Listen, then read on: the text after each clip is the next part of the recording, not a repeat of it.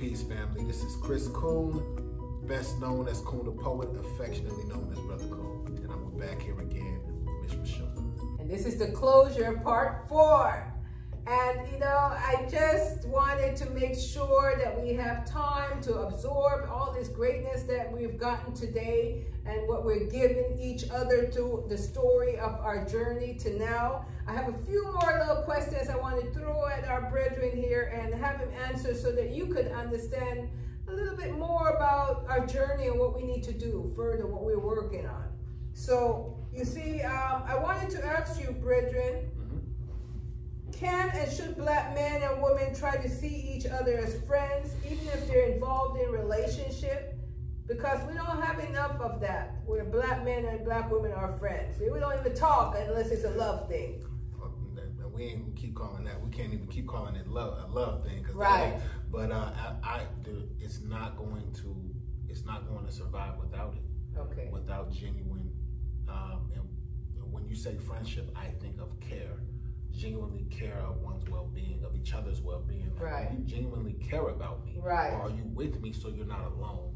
Gotcha. Yeah. Gotcha. I like that. Absolutely. Okay. For the black man now, we started off earlier when you were saying that, sometimes one has to put on a mask when you head out the door. Yeah.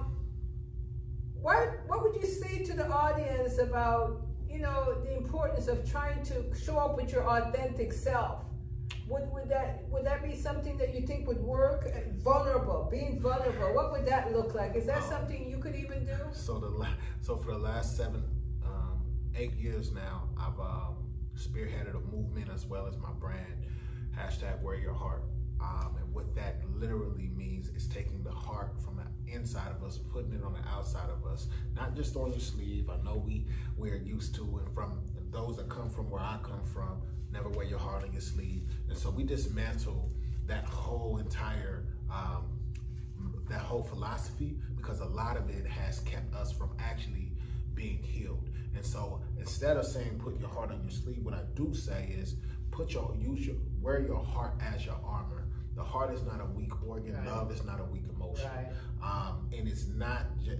I like that. It does take heart to have a heart. It's a courageous act. Yes. To continue to love on somebody. Yes. Who may behave as if they hate you, but yes. Really they're hurt. Yes. Right. It's a courageous act to continue to persevere and resile after you've been battered, after you've been bruised, attacked, assaulted, persecuted. But we wear our heart regardless. We wear our heart through it all. And so I encourage you, the only way, in all situations, the only way to show up, and mind you, it's not easy. It's not going to feel good. I get a lot of people that's like, yo, I accepted the Wear Your Heart challenge, but I don't like this. Yes. I'm like, and I'll tell them, you're not supposed to. Just like you're not supposed to like that first push-up you do. But what you'll notice is you'll get stronger, because one thing that wearing your heart and being your authentic self allows you to do, it allows you to have access to the Most High, to the Creator. That's correct. When we protect our heart, it keeps us from that initial harm, but it also keeps us from being able to release. Right. And so, I strive. Trust. Faith. That when you show up doing what you came here to do, which is the right thing, and show up with the love that you were created from. No matter what's going on in our parents' home, more than likely when you came into the mix is because two people were loving each other. But to sustain that sometimes becomes a challenge. So thank you for that. I like that. And is your black manhood defined by the oppressive regime in which you have been born and grown up in? And when you say oppressive regime, are you talking about supremacy, white supremacy? Yes. Well, I would not say supremacy. Okay. Supreme is God. Come on, let's go. I would say white inferiority. White because if you need to stand on my brother's neck, my young youth's neck, if you had to see somebody suffer for you to stand up and say you are bad and you got it going on, then that's not superiority. Right. That is inferiority. Nothing supreme about it. Thank you for that. I like that a lot, actually. I would say my manhood, no. But I've had to, a part of some of the, and I wouldn't even call it some of the armor, right? And I sometimes look in my closet, and I'm like, yo, these are armor. And I'm known for always, you show up in style. You are best dressed poet on the scene. Right. You always sharp, brother. What they don't understand is those are my wardrobes. That's right. Because I know that if I show up in a hoodie or I show up in a white tee, the way I would have shown up when I was younger, I know the difference. Right. I'm going to be treated like a nigga. Yes. And I'm not. And the thing is, the way that this nigga would be treated is different than maybe a light complected or a smaller, a smaller bodied black man, because I have a few things count against me. My size, right? My skin tone, being darker, being bigger, it's a difference. We are not created the same. Right. And I learned that early. Right. There's only a few those that are built like this, those whose skin tone is this way, the way that they view it is a threat immediately. Correct. Last year at this time, and we don't have to go into deep details, but I was assaulted by the sheriff department. Right. For them thinking I stole my truck, but how they handled me before they even got that part cleared up was the violation, right? It was the fact that they saw a threat. Immediately their lens saw somebody that could hurt them if I wanted to. So immediately they treated it like they were going after the biggest bull, right? As if they were hunting.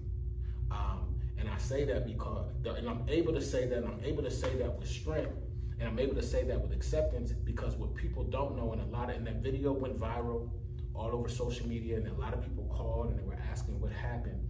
And only my closest people was like, I don't have to ask what happened. We know the story. We know the story. Right? And the reality is, the reason why a lot of people are like, bro, you bounce back, you strong, bro, how'd you keep going?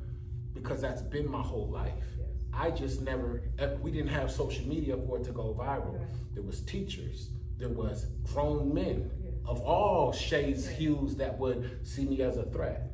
When if I show up to the playground, other kids that saw me as a threat, I show up to the playground. My own father saw me as a threat. So because of that, I learned, there was a period where I had to learn how to take a stand. And of course, when we're young, we become aggressive, right? So we fight back, especially when one thing I knew was not gonna happen again. You're not gonna try to kill me again like that. Right. I'm not gonna be on nobody's hospital bed. Right. It used to be my motto. That's right. And so I had a period where I was ready, and like the youngsters, I was ready for the smoke. That's right. Right? I would wait and look. Yes. What's up? You good? Yeah. But you got a problem? Yeah. Right? He's still here. Yeah. But I just learned how to balance him. That's correct. In this season. So these days, instead of looking for the problem, I lead with, you my brother, rather than, are you my enemy? It's not an easy task to do when I know that you telling yourself, when I can see the look of fear in your eye. Yes. Every time we just went out the other night, and I try to tell my brothers, and mind you, we all stature, different hues though, brown skin and different sizes. And he was like, man, a lot of white folks. I said, bro, that's how they interact. That's right. They will come and be like, oh boy, hey. Yeah. Like, all of that, and I'm like, and they're like, for real, bro? Yeah. Absolutely. And what I learned to do is sometimes I'll be like, and or most of the time I learned to be like, all right, go on now. Yeah, like go. Yeah. Because what they're recognizing is your greatness. And that is intimidating to them. So they have to act out, because everything about who they are is measured by you. Because they're wondering why you still here after what they done did to you. Get here? How did you maintain what we tried to do with you back in the past? Wow. And the problem is you don't know in details that their every life, every moment was thinking, how do I make sure that the black people, and especially the black man, is no more? So if we don't know the past, come on, because they're going to leave you too. They're not going to stay with you. And if they stay with you, I can't, let me just leave it there. Because one thing I know, there's nothing more powerful than the black man that comes from the black woman. And especially when you are conscious, you will know what to do to build him up, to sustain us, to continue to sustain us here. But you gotta be war ready. My son said to me, and he said to me the other day. He says, Mom, because he's tall, but he's slender. Okay. And he's a little lighter than you, but not light skinned. Yeah. But you know, he's brilliant because he look at his mama. For sure. And he said, Mom, you know, I could be standing on a tree having a cigarette or smoking my. And you know, people look at me like, what you doing there? And as soon as I walk near the Tesla, they say, oh, and they change their tune, the way they start talking to me, it becomes like, hey, I like it. So what is our children to do with that? So I'm beckoning African Americans. It's no longer a solution that they have for us. It must be us. We are waiting for us. Because those children are your children. They're your nephews, they're your grandchildren. And as long as you're going to look the other way and say, at least I'm comfortable, let me go get my food and close my door, then you're in bed with the system against your own people. So we're going to close it down. And I want to thank you, number one, for taking the time to come and share your story. And I know it's going to ricochet, not just here, but across the universe. Okay, the African people are waiting for you to come so they could show you respect. I will be getting my passport this summer. Oh, and then I'll be home this summer. They'll be happy to see you. They would. They'll be so happy to see you. In which part? You not. In all parts of Africa? Or? Well, I was recently in Ghana. Shout out to Ghana. I love you people there. Yeah. You know, the land is powerful, but what I love mostly were the people. You know, because African Americans, we've lost our way. Now when I look at you, you look the other way. You don't see me. You don't want to see me no more. But I get it. The pain and the pressure is on you. But if you look at me, I will give you that smile. Yeah, your smile, your love. I will show you that we're one in my smile. So I'm going to close now. And while I find my poem, I'll do my poem today. To close out, the question I want you to ponder is, what do you want the black woman to know about the black man?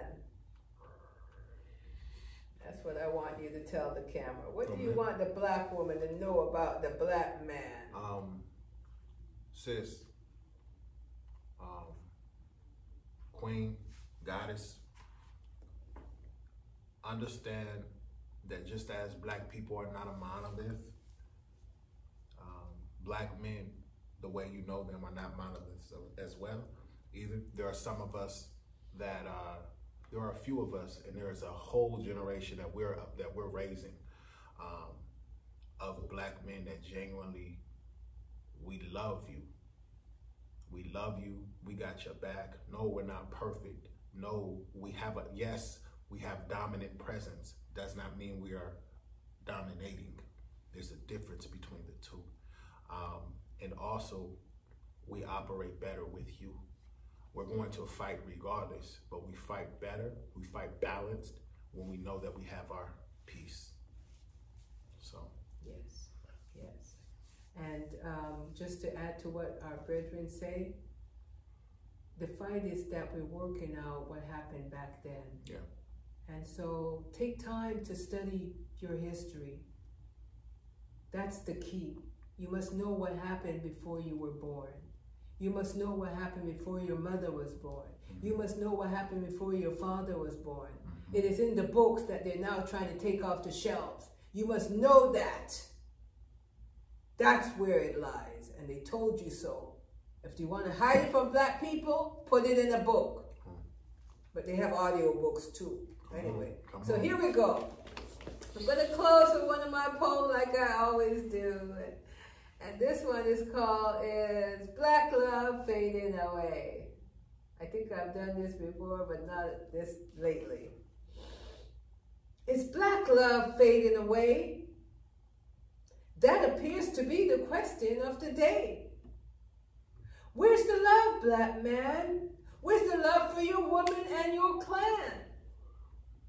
Whose prism have we used to design our visions through?